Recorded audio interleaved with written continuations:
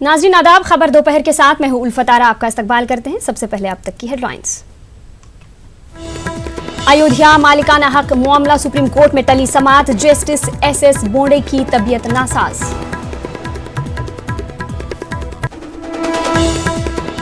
उन्नाव इज्तिमाई इस्मत रेजी मामला जांच के लिए 4 हफ्तों की मांग को सुप्रीम कोर्ट ने किया खारिज, 2 हफ्तों में जांच मुकम्मल करने का दिया हुक्म। उर्दू रसाई अदब को नुकसान, मारूफ मरसिया गो शायर तैयब काज़मी का लखनऊ में इंतकाल, दिल और गुर्दों की बीमारी में थे मुब्तला। उत्तराखंड के उत्तरकाशी में बादल फटा, 17 अफराद हलाक, मोरी तहसील में हुआ हादसा। वादी कश्मीर में पटरी पर लौट रही है जिंदगी, श्रीनगर में 2 हफ्तों के बाद खुले स्कूल। और ILFS कर्ज मामला, MNS चीफ राज ठाकरे को ईडी का समन, 22 अगस्त को हाजिर होने का हुक्म।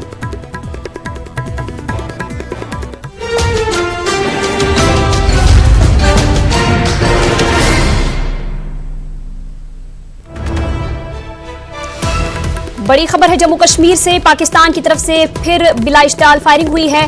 जिला राजौरी के नौशहरा सेक्टर में फायरिंग हुई। आपको बता दें कि हिंदुस्तानी अफवाज भी फायरिंग का माकूल जवाब दे रही है। तो बड़ी खबर है जम्मू कश्मीर से, पाकिस्तान की तरफ से फिर बिलाइस्टाल फायरिंग हुई है। जिला राजौरी के नौशहरा सेक्टर में फायरिंग की गई है और हिंदुस्तानी अफवाज भी फायरिंग का माकूल जवाब दे रही है।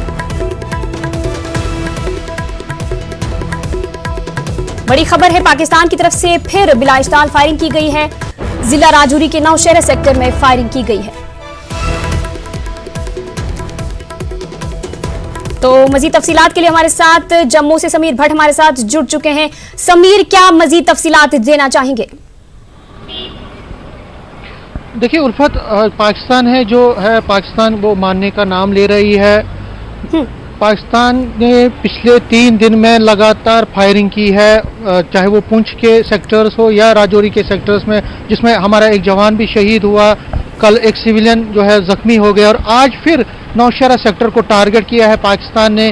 पहले उन्होंने 2 मोटार दागे हैं, कुछ मोटार भी दागे थे। उसके बाद फायरिंग की, हमारे जो लाइन ऑफ कंट्रोल पर हमारे जो पोस्ट्स हैं आर्मी के, उस पर फायरिंग की, उसको टारगेट किया। और उसके बाद जब 5 मिनट तक पाकिस्तान ने फायरिंग जारी रखी तो हिंदुस्तानी फौज ने भी उसका मुंह तोड़ जवाब दिया और अभी भी वहाँ से जो है रुक के फायरिंग दोनों तरफ से चल रही है। और जहां तक सिक्योरिटी का सवाल है, मैं आपको बता दूं, वहां पे जो पूरा एरिया है पहले ही, क्योंकि कई दिनों से लगातार इस नौशहरा सेक्टर में पाकिस्तान की तरफ से फायरिंग होती रही है, तो लिहाजा जो वहां पे जो आर्मी है वो पहले से ही चौकस है, पहले से ही वो वहाँ अलर्ट पे है और जिस तरह से फायरिंग की गई है उसका मुंह तोड़ जवाब वो दे रही है वहाँ पे। मैं आपको बता दूं कि पाकिस्तान जो लगातार जिस तरह 370 हटने के बाद लगातार उसकी बौखलाहट सामने आई है और अब जो लग भी रहा था, क्योंकि जिस तरह से जो पाकिस्तान के वज़ीर-ए-आज़म है इमरान खान, वो भी लगातार दबाव में है, तो जाहिर तौर पर जो वहाँ की आर्मी है और ISI जो खुफिया एजेंसी है, उन्होंने अपना जो एक्टिविज्म वो लाइन ऑफ कंट्रोल और IB पर ज़्यादा बढ़ा दिया है, उनका जो मूवमेंट है बढ़ा दिया। और अब वो जो एक्सपेक्टेड लाइनेस है, जिसको उम्मीद थी, जिस तरह हम बार बार यहाँ पे रिपोर्ट भी कर रहे हैं कि वो एक्सपेक्टेड लाइनेस पर ही अब लाइन ऑफ कंट्रोल पर हिंदुस्तानी फौज पे जो हमारी सिविलियन पॉपुलेशन है या आर्मी इंस्टॉलेशन है, आर्मी के जो पोस्ट्स हैं या BSF के पोस्ट्स हैं, उन पर लगातार वो फायरिंग कर रहे हैं। हमने देखा KG सेक्टर हो पुंछ का, मेंढर सेक्टर हो पुंछ का, या इसी तरह राजौरी का जो नौशहरा और सुंदरबनी सेक्टर में भी कल फायरिंग हुई थी और आज उन्होंने अब फिर नौशहरा सेक्टर को निशाना बनाया, लेकिन हमारी फौज उसका मुंह तोड़ जवाब दे रही है। और जिस तरह से कल डिफेंस मिनिस्टर समीर, ये भी जानना चाहेंगे कि क्या रिहायशी इलाकों पे भी फायरिंग की जा रही है? अगर हाँ, तो क्या हुकूमत की जानिब से, इंतजामिया की जानिब से जो वहाँ के रिहायशी है, वहाँ के बाशिंदे हैं, उनको बाहर निकाला गया है, उनको उनकी नक्ल मकानी की गई है?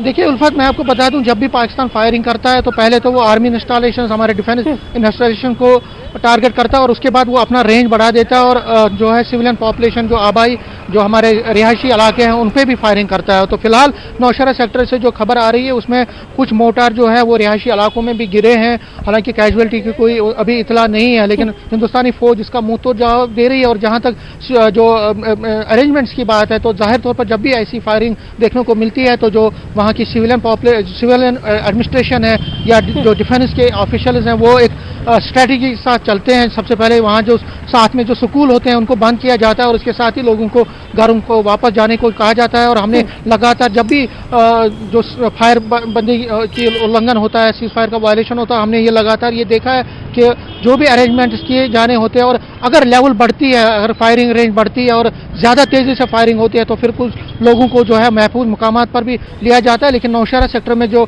अभी की हम बात करें वहाँ पे अभी इतना फायरिंग नहीं हो रहा है, रुक रुक के दोनों तरफ से फायरिंग हो रहा है और हालात पे पूरी नज़र है वहाँ की सिविलियन एडमिनिस्ट्रेशन की। और अगर रेंज बढ़ता है, ज़्यादा फायरिंग होती है तो उस सूरत में जो बाकी इंतजाम है वो किए जा सकते हैं। जी उल्फत। तो चलिए समीर, आपसे आगे भी तफसीलात लेते रहेंगे। आपका बहुत बहुत शुक्रिया इस तमाम तर तफसीलात के लिए। आगे बढ़ेंगे। अयोध्या मालिकाना हक मामले पर